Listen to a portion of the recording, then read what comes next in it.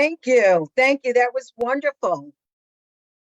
And good morning again. We're so glad you're joining us. And I realize that because of the weather, there's some maybe internet connectivity issues. So if I get somehow removed, I will come back on immediately. So again, welcome as we continue our series based on Eric Butterworth's book, In the Flow of Life. So far, we looked at living from within out. That means going within, connecting with our oneness, and expressing that outward. So it's living from the inside out. Then we looked at healing and wholeness, and the fact that we are both fully divine and fully human simultaneously. So in truth, we're whole, and we can't be anything other than whole because there is only one. So regardless of external circumstances, we are not now, or could we ever be, separate from God. Last week, we looked at prosperity and abundance. And the secret of prosperity and success is that it comes through us and not to us. It comes through us because we are part of the whole, the source of all things. And if we believe in the omnipresence of God, then we have to believe in the omnipresence of divine substance.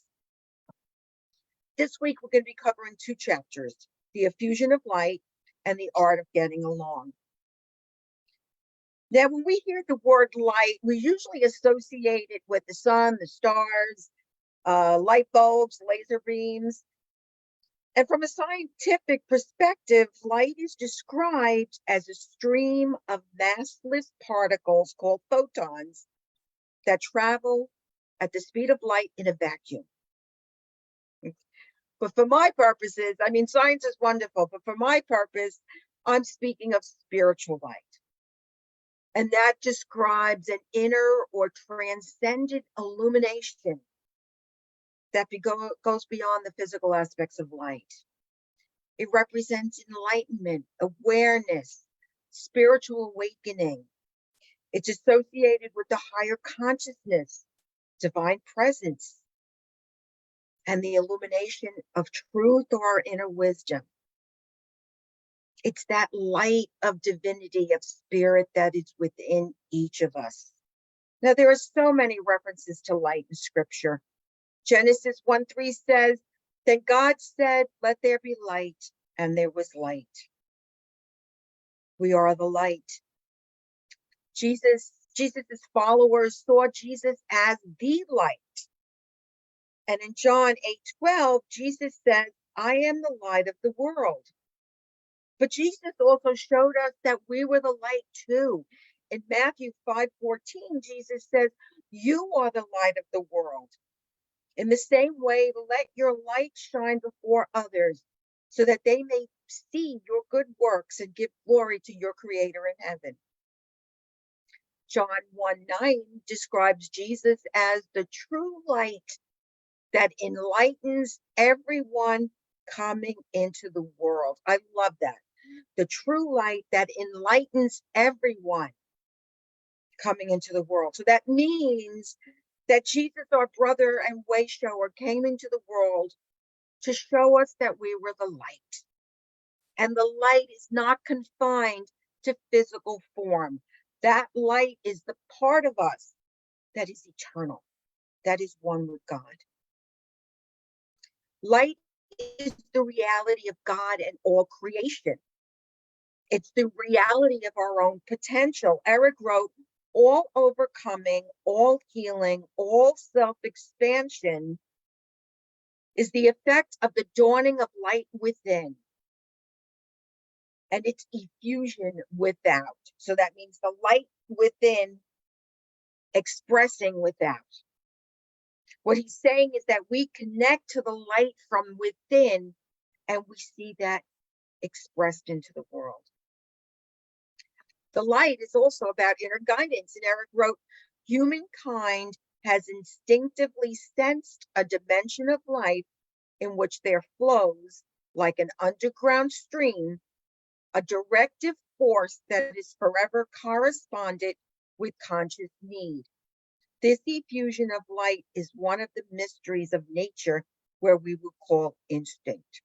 So there's this constant directive force within us that provides every need. And in the world and in nature, we call it instinct. Now, sometimes we've called it a sixth sense, but it's a deep inner knowing that can't be explained. You know, you're driving along, you make a right turn instead of making a left where you planned on making, and you find out hours later that there was an accident or the road was closed. And had you made the left instead of the right, taken a different route, you would have been part of that accident, or you would have been stuck and you would be late for an appointment. But that's instinct. Instinct guides us from our heart, from that center within, not from our brains. If we try to make logic out of it, it's going to get in the way of the flow. Now, the author Mark Twain tells a great story about something like this. You know, he had written an article for a magazine several years before the time that he's writing about now. And he needed a copy of that article. He didn't have a copy. So he wrote to the publishers, and they said they didn't have any copies left. Now, he had lost his own copy. He couldn't find it. And he said to himself, I know there is a copy somewhere, and someone knows that he has it. Someday, at some time, I will run into that person. Well, flash forward a couple of weeks later, he went to Manhattan on business. He was waiting at a traffic light in Midtown, and suddenly a man who passed him shouted, Mr. Twain, this is odd. I was just on my way to post office to mail you this old magazine. I was cleaning out my files last night and came across it. I found it contained an article you had written, and since it was published some years ago, it occurred to me that you might like to have it. He handed Twain the envelope, and in it was a copy of the magazine that he was looking for. Coincidence? I think not. Divine guidance? Absolutely. Eric wrote, guidance is not a special act of God or a phenomenon dealing with some exterior force acting upon man. Natural guidance is divine, and divine guidance is natural. Man is a creature of light. Thus, even if we frustrate it through fear, we are always in the flow of guidance. If we pray to God out there for light and guidance, our prayer may actually block the flow of light and guidance from within. The need is to get into the consciousness of the flow. Light is an omnipresent reality. We don't have to reach it or reach for it, but to give up the very desire to reach and be still and know that I am in the flow. So basically, it is a natural thing, a natural occurrence. We are always being guided. But if we approach it from our brain, if we start to look for it and try and reach for it, that desire, that wanting blocks the flow because it's already there. And if we're looking for something or want something, we think it's going to come from the outside. But it's our natural state. We are always in this divine flow. We are always light. We are always one with divine mind. Now, divine guidance is also known as infinite mind. It comes from divine mind. Infinite mind. It's universal in that it is a principle of mind action. And it doesn't depend on anything special. It just is. It's personal, pardon me, in that it's a process of the presence of the mind that knows what we need before we ask. Remember, we are always connected to our divinity. And divinity knows what we need before we even ask for it. Matthew 6:8 says, for your Father knows what you need before you ask him. for your Father, divine guidance, divine mind. God knows what you need before you ask it for it. Now, divine guidance does not mean that they choose for you. Divine guidance doesn't choose for us. It's an urge, an energy that guides us in making the choice that's best in terms of our own consciousness. Remember, we can only manifest where we are based in consciousness. So it's our best interest to connect within so that we can access that divine flow, that guidance, that it's always there. You know, some people ask, how do you tell the difference between divine guidance and human will? Well, first of all, that very question in itself implies duality. Divine guidance, human will. It implies duality with a God out there. Divine guidance is not an exterior force. It's our Christ self guiding us in the manifestation process. Sure, we can be willful. And sure, we can take the hand of the ego instead of going within and take the hand of spirit. But the first thing we must do before anything is go within and let go of what we want or what the way we think things should look. So basically, it's letting go of all those ego thoughts, all that stuff that is outside of us, and going within. And this is why practicing the presence is so important. Eric wrote, you cannot really make a wrong choice, a bad decision. Any step you take will eventually lead to your good, because a negative experience encountered will produce the challenge in which to outgrow the kind of consciousness from which the choice was made, leading to a higher consciousness from a constructive steps that will be taken. So a wrong choice is a right choice at that particular time. Know this, and you are free from the fear of bad decisions. What he's saying is that each choice we make, even if we think it's a bad decision, is not a bad decision. It's an opportunity to grow, to change, to elevate consciousness so that we don't repeat it. Jesus, in A Course in Miracles, chapter 31, titled Choose Again, says, trials are but lessons you have failed to learn, presented once again. So where you made a faulty choice, you now can make a better one, and thus escape all pain that what you chose before has brought you. Again, it's learning from our perceived mistakes so that we don't have to repeat them. The lesson is repeated until we get it. So we know that there are no wrong or bad choices. There are only opportunities to help us move forward in consciousness and heal. You know, one of the ways that we grow is through relationship. We learn by our relationship with material things and our attachments to those things. But most of all, we learn by our interactions and relationships with one another. They offer the greatest opportunity for healing. Jesus, in A Course in Miracles, says the ark is entered 2 by 2 and no one can enter heaven alone. Because how we deal with other people is an indication of where we are in consciousness.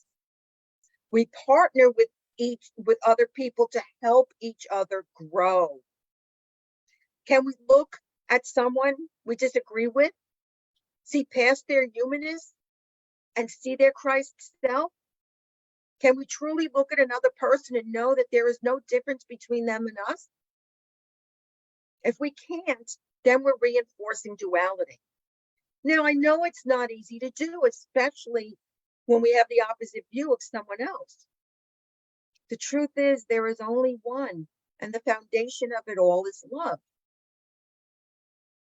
So we need to know that when we encounter another, when there's a conflict, there's something within us that is coming up to be healed.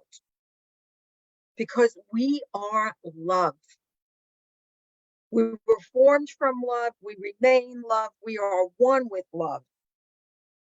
Matthew 22:37-40 says, Jesus said to him, you shall love the Lord with your God with all your heart, with all your soul, and with all your mind. This is the greatest commandment. And a second is like it. You shall love your neighbor as yourself.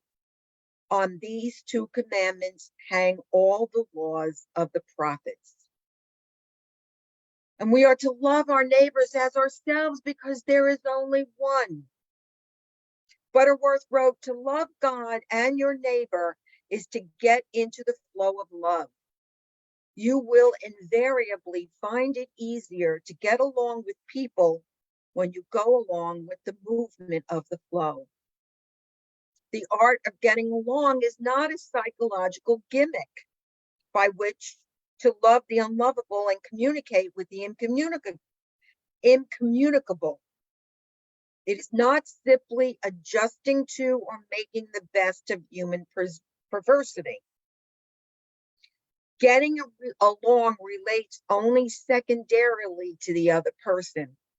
Primarily, it refers to getting along with the reality of yourself, that's self with a capital S, and the determination to keep the channels of consciousness free from any and all obstructions. It means that before you try to understand or even correct conditions out there, you need first to get yourself consciously established in the flow of life. So what's he telling us here? He's telling us that there is nothing out there. There is only in here. So if we're having difficulty with someone, we need to go within and see what's being triggered. Because what we're seeing is another reflection of ourselves. And something is coming up to be healed. If we want what appears out there to stop, we have to go within and heal the issue within us. When it's healed, if that same thing appears on the outside, it will no longer bother us. We won't be affected by it.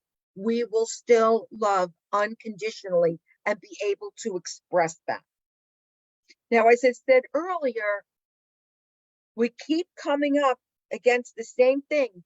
The form may be different. The form with which it comes to us may be different, but the content will be the same.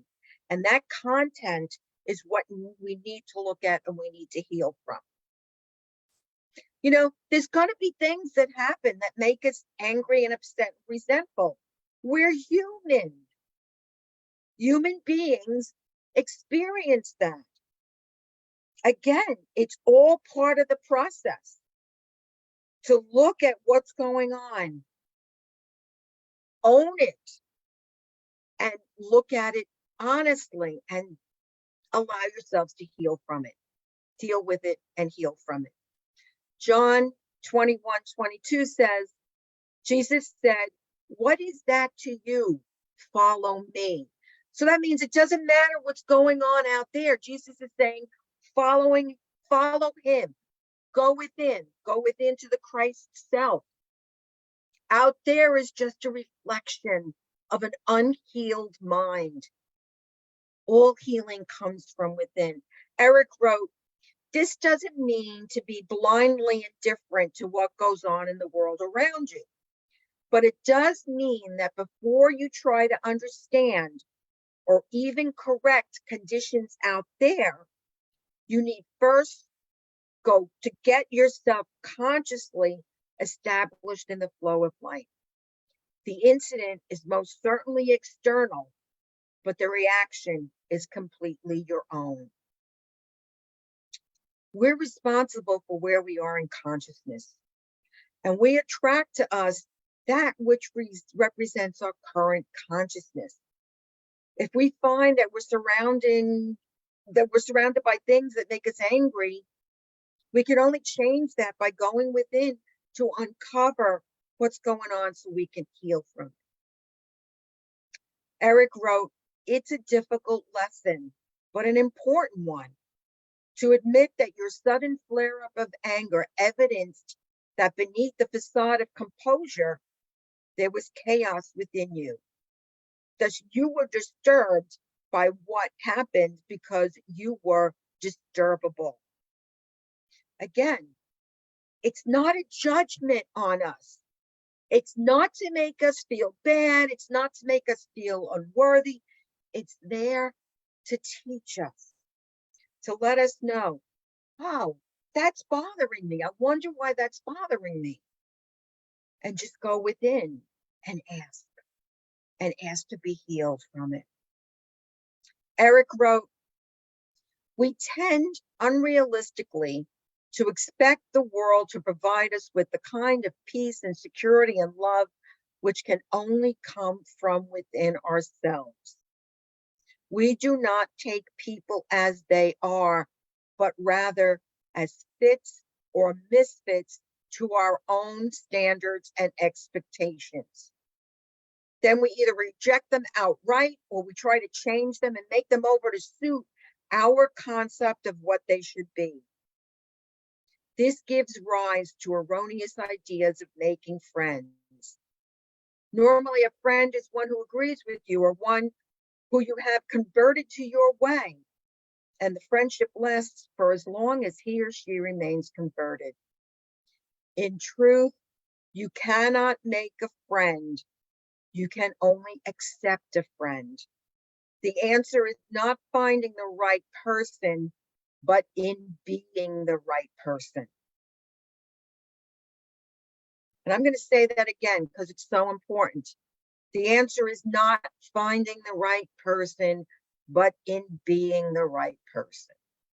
And how do we be the right person?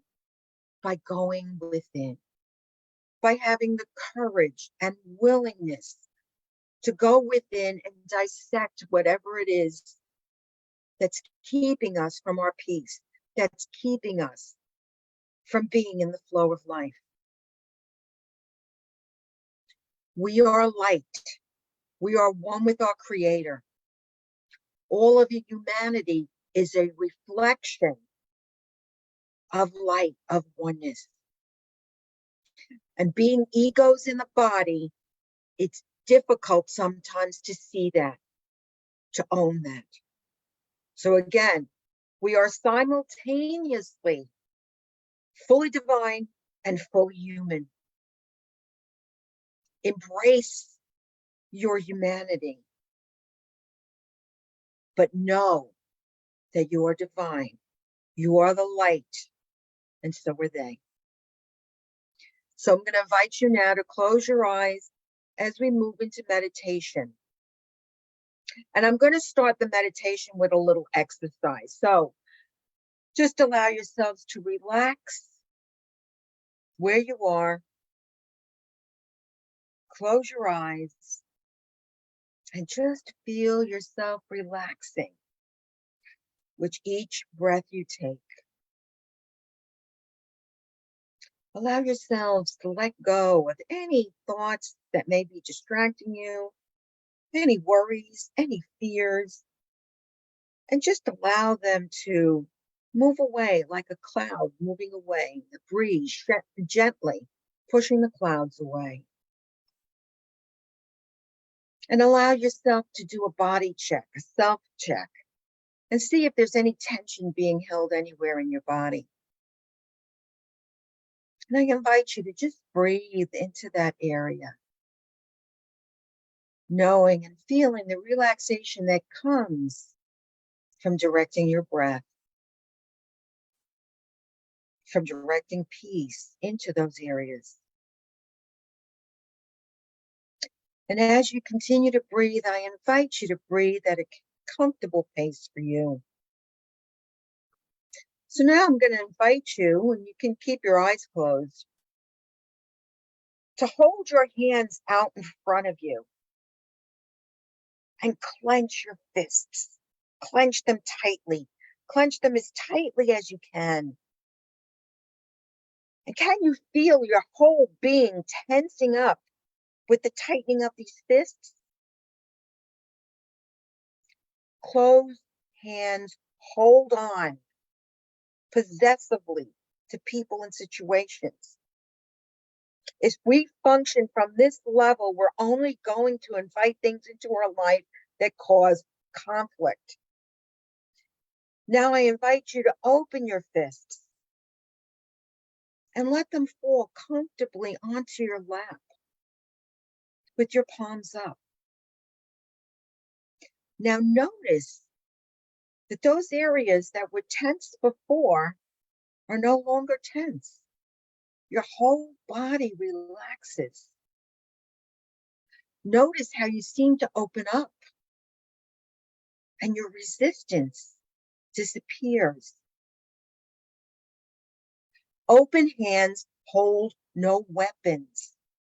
Open hands are symbols of goodwill and peace. The open hand can lift someone up or grasp another's hand for a common cause. Open hands allow love to flow.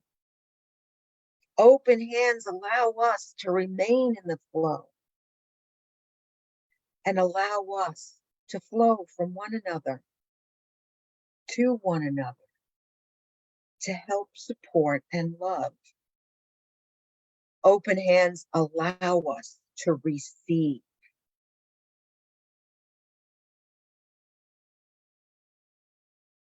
Open hands allow us to remain in the flow. So from this place of relaxation and comfort, I invite you to listen to this meditation from Eric Butterworth. Here I am, divine creator. Use me as an instrument for your love, an agency of your peace. I am in the flow of life, and I relate easily and lovingly, patiently and understandingly with all people. I know that no matter what a person is or does, what I am and what I do can most certainly enable me to get along. It may mean that I will get along easily with one person, or it may mean that I will let go of him or her and go and get along without that person. But in every case, I know that my responsibility is simply to keep in the flow, to keep seeing with the eyes of love, to be willing to receive and to be responsive to all sufficient flow of life, love, and wisdom. I am life, love, and wisdom. I go forward in joyous certainty that whatever person or situation may come along, it will be for good, for I will be in the flow of good. And if I should have even a fleeting moment of concern, I will simply let go and let flow. I am light, one with my Creator, one with all humanity. Divine guidance is always with me, and I am in the flow of life. Now I invite you to go deeper and deeper into the silence and just listen.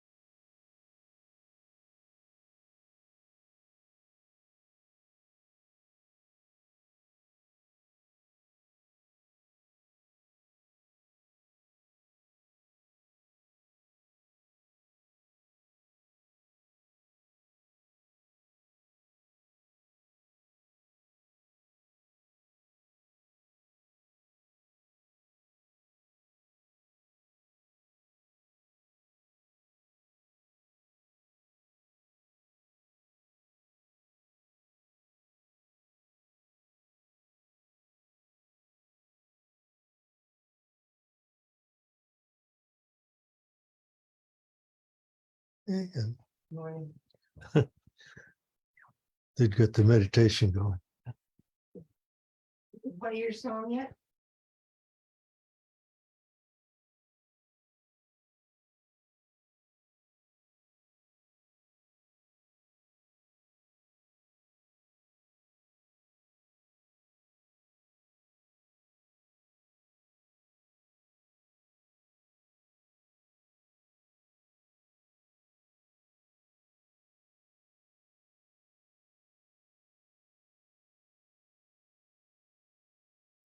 I feel the love and the peace of God within me now.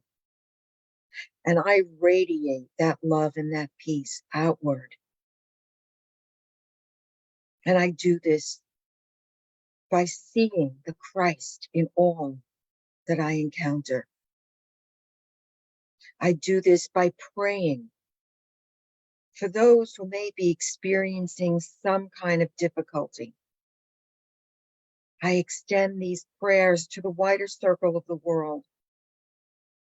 And I pray for all those in war-torn countries, in countries where the individual rights are taken away from them. I pray for the raising of consciousness in all humankind, and the day all of humanity will experience peace. And now I invite you to bring your consciousness back into the room where you are, back into your body, and when you're ready, you can open your eyes.